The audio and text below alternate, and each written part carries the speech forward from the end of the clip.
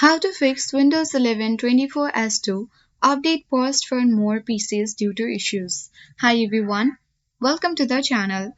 This is Rose and I'm here to guide you on how to fix Windows 11 24S2 update paused for more PCs due to issues. Watch the video till the end and without any further ado, let's dive right into the video. So here's a quick overview of the main ones. First, Microsoft has confirmed 6 known issues, including a problem with Intel Smart Sound Technology drivers, an issue I have personally experienced, as it occasionally causes blue screens on my device when launching my screen recorder. Additionally, Microsoft has identified 2 other reasons to hold off on updating for now. An SFC or Scan bug, which detects error but doesn't fix them. Second is the storage sense failing to clear or 8.63 or 63 GB Windows Update cache. Microsoft is expected to address this with a bug fix update like rolling out next week.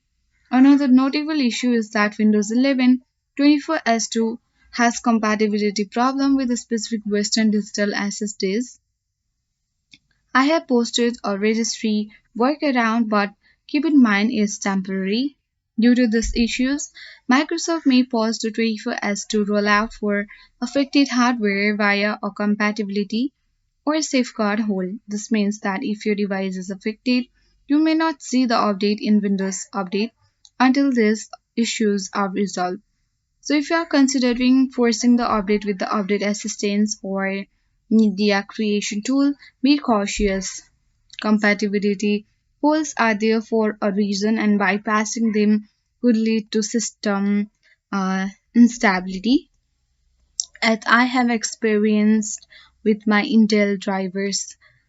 So if there is any update, simply you can click check for update and update it as well. So this version gives the focus on key points while maintaining a professional tone and clear advice. So hope this video helped you. If you are new to our channel, hit the like button and subscribe. Thank you for watching.